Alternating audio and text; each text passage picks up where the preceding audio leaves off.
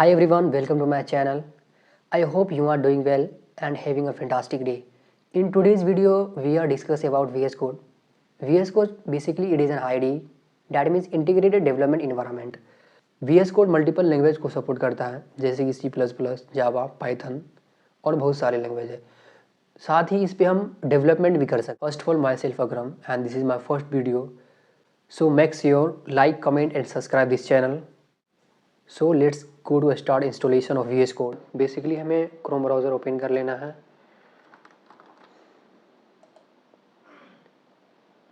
यहाँ से Chrome browser open कर लिए हैं और हमें लिखना है VS कोड डाउनलोड।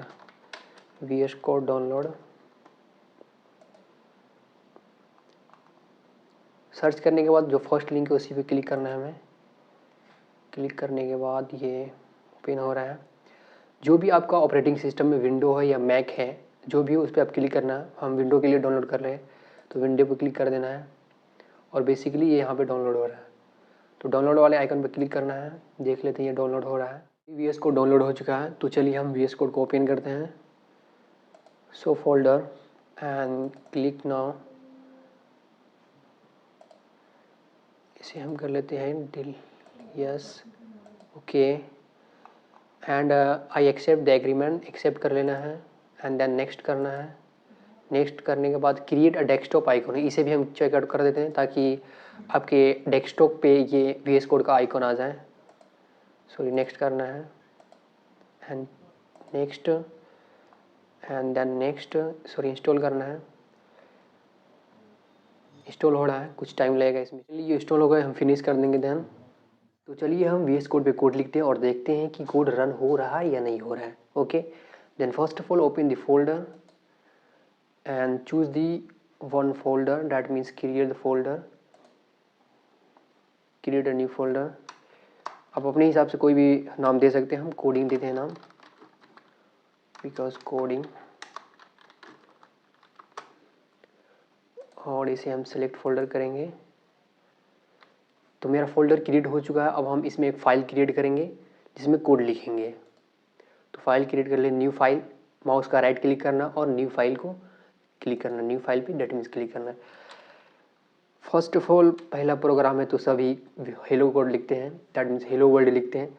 तो हम भी हेलो वर्ल्ड ही लिखेंगे, जी हेलो डॉट CPP इसलिए लिखें कि CPP डैट मीन्स C++। हम ये जो कोड है C++ में लिखेंगे। Okay, then the enter. And इसमें बात आती है सिंटेक्स की। सिंटेक्स डैट मीन्स C++ का सिंटेक्स क्या है, हेडर फाइल क्या है, वो सारे लिखेंगे अभी and then proceed the next. First of all, write the header file, include stream। सबसे पहले आइकन को बड़े कर लेते हैं, include iStream and then using namespace, okay, then std, okay। तो ये बेसिक सिंटेक्स से लिखा गया। अब हम code like that means code लिखते हैं, int main। कोड लिखने से पहले कुछ हम इम्पोर्टेंट एक्सटेंशन की बात करेंगे। आखिर कौन सी एक्सटेंशन हमें कब ज़रूरत पड़ेगी, बात तो ये भी है ना भाई।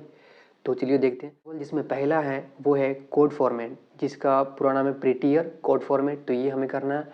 एंड जो दूसरा जो है वो है code runner. Code runner extension जो है सभी के लिए है, चाहे वो C यूज़र हो या C++ का यूज़र हो, चाहे आप जावा यूज करते हो या जावा स्क्रिप्ट यूज करते हो या JS, डैट मीन्स वही JS यूज करते हो, या PHP हो या पाइथन हो या रूबी हो, ये सभी के लिए है।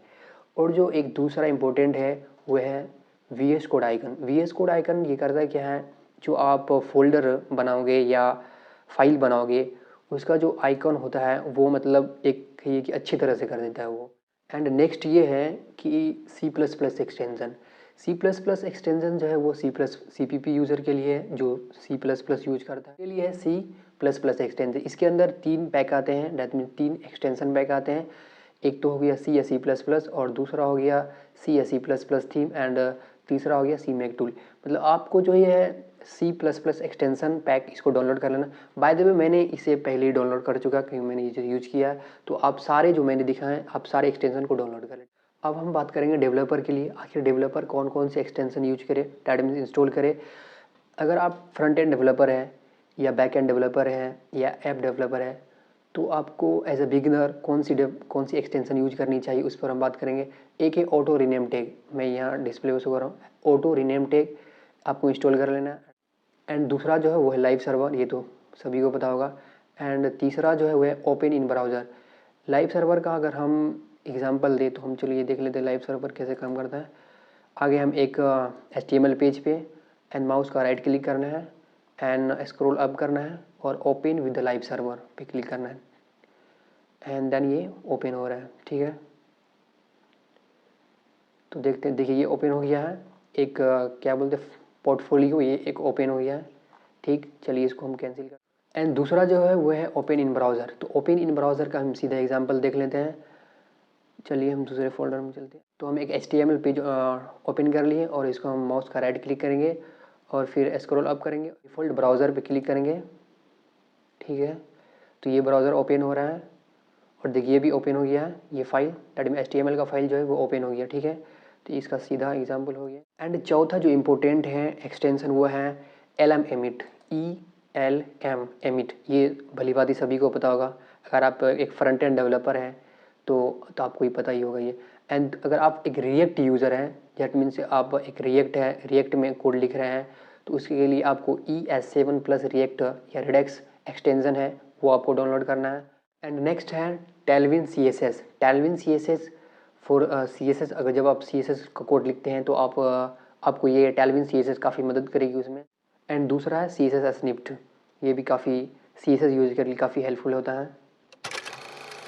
तो चलिए हम कोड लिखते हैं और देखते हैं कि हमारा कोड रन हो रहा है या नहीं हो रहा है। तो फर्स्ट ऑफ ऑल हम एक डेटा टाइप इंटीजर लेंगे, इंट a, जिसमें दो वैल्यू हम डालेंगे उसमें a एंड b। ठीक है, और a एंड b का वैल्यू को हम असाइन करेंगे, डेट मीन इंटीजर टाइप में जो उसका वैल्यू वो डालेंगे। p equal to 4 and b equal to 5। Okay, and a and b के वैल्यू को हम प्रिंट करवाएंगे। तो इसके लिए सी आउट फंक्शन का यूज करेंगे, cout AD sum of a and b equal to b।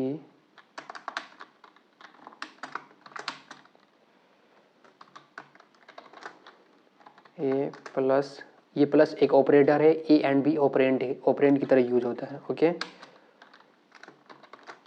N डी एलिएंट, कंट्रोल एस दबाएंगे और ये सेव हो जाएगा, कंट्रोल एस। ओके, अब चलिए कोड को हम रन करके देखते हैं, रन हो रहे हैं। तो माउस का राइट क्लिक करिए और कोड को रन कीजिए। ठीक है, तो देखिए addition of A and B is equal to 9 आ गया। डैट मीन्स ये हमारा कोड सही सलामत रन हो गया। ठीक है, तो हमने देखा कि हमारा कोड सक्सेसफुली रन हो चुका है। बेसिकली इस छोटे से कोड लिखने का हमारा पर्पस ये था कि VS कोड ठीक से वर्क कर रहा है या नहीं कर रहा है। ठीक है, एक और ज़रूरी बात कि हम फाइल एंड फोल्डर को सिस्टमेटिक ऑर्डर में कैसे क्रिएट करें, तो चलिए हम उसको भी देख लेते हैं लगे हाथ। तो राइट क्लिक कीजिए माउस का और न्यू फोल्डर पर जाइए। मान लीजिए कि हम DSA पर रहे हैं, तो DSA और डन, एक DSA का फोल्डर हो गया। और दूसरा मान लीजिए हम उप्स पर रहे हैं, तो राइट क्लिक कीजिए माउस का और न्यू फोल्डर, उप्स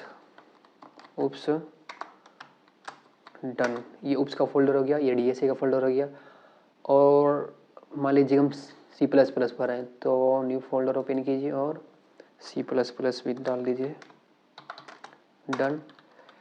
C++ के अंदर या DSA के अंदर या उप्स के अंदर मान लीजिए कि आप लेक्चर 1 देख रहे हैं या 2 देख रहे हैं या 3 देख रहे हैं, उस हिसाब से आप लेक्चर 1 या 2 को फोल्डर वाइज क्रिएट कीजिए पहले। तो हम चलिए DSA के अंदर चलते हैं और फिर फोल्डर क्रिएट, उसके अंदर हमें फिर फोल्डर क्रिएट करना। ठीक है, तो न्यू फोल्डर कीजिए और लिखिए लेक्चर 1, LE लेक्चर 01, डन। उसके अंदर फिर फोल्डर क्रिएट कीजिए, लेक्चर 1 हो गया। और इसी तरह से हम लेक्चर 2, लेक्चर 3 भी क्रिएट करते जाएंगे। जब हम जो भी लेक्चर देखेंगे, लेक्चर 2, लेक्चर 1, लेक्चर 2, इस तरह से हम क्रिएट करते जाएंगे। मान लेक्चर 3 भी करिए लेते हैं लिए।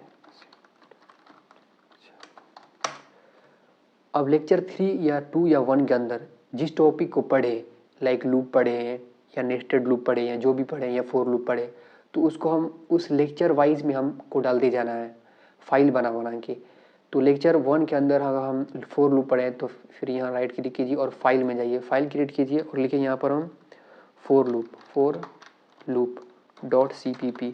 अब इसके अंदर हमको क्या लिखना है, कोड लिखना है, फॉर लूप का कोड लिखना है। फिर इस लेक्चर 2 के अंदर अगर आप नेस्टेड लूप पढ़ रहे हैं या जो भी लूप पढ़ रहे हैं तो उसका आप लेक्चर 2 के अंदर डालिए। इसी तरह मतलब एक सिस्टमेटिक ऑर्डर में हो जाएगा फिर ये, तो दिखने में अच्छा लगेगा, तो आपको ढूंढने में भी आसानी होगी इस तरह के। तो आज की इस वीडियो में इतना ही guys, thank you for watching. मिलते हैं नेक्स्ट वीडियो में, टेक केयर, बाय बाय।